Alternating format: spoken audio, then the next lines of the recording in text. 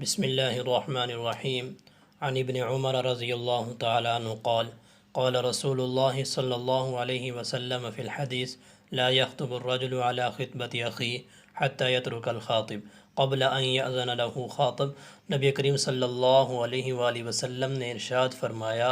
کسی مسلمان کے لیے یہ بات جائز نہیں ہے، یعنی مناسب نہیں ہے وہ اپنے بھائی، کسی مسلمان بھائی کے پیغام نکاح پر پیغام نکاح بھیجے، یہاں تک کہ جس نے پہلے پیغام بھیجا ہوا ہے وہ اپنا ارادہ ترک کر دے یا وہ دوسرے کو اجازت دے دے۔ تو دوستو دیکھیں، اسلامی معاشرے کے آپس کے آداب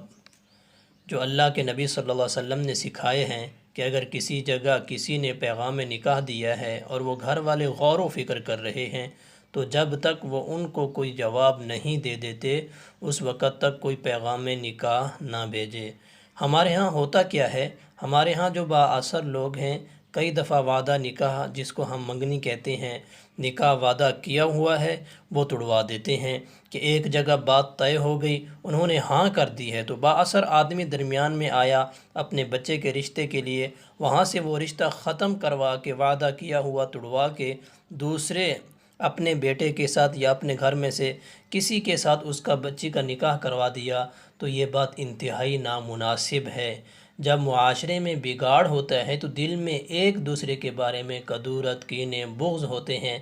تو اس لیے اللہ کے نبی صلی اللہ علیہ وسلم نے اس سے منع فرمایا ہے۔ تو اس لیے جب تک لڑکی کے گھر والے کسی کے بارے میں سوچ بچار کریں تو اس بارے میں منع کیا گیا ہے کہ کوئی دوسرا آدمی وہاں پیغام نکاح نہ بھیجا جائے۔ ہاں اگر لڑکی کے گھر والے تلاش کر رہے ہیں تو وہ اپنے طور پر تلاش کرتے رہیں گے، ایک لڑکے کو دیکھ رہے ہیں، دوسرے کو دیکھ رہے ہیں، تیسرے کو دیکھ رہے ہیں، تو اس صورت میں تو گنجائش ہے۔ لیکن اگر لڑکے کے ایک گھر لڑکی کے بارے میں بات چل رہی ہے تو دوسرے گھر والوں کو چاہیے کہ وہ انتظار کریں جب تک یہ کوئی فیصلہ نہ کر لیں۔ لڑکی کے گھر والے کہیں کہ جی ہم نے نہیں کرنا تو پھر دوسرے گھر والے وہاں اپنا پیغام نکاح بھیجیں۔ زبردستی کرنا یا کسی جگہ وعدہ کیا ہوا توڑوا کر توڑوا دینا، یہ بات انتہائی نامناسب اور غیر مناسب اور ناجائز ہے، اور شریعت نے اس کو سخت ناپسند کیا ہے۔ السلام علیکم ورحمۃ اللہ وبرکاتہ۔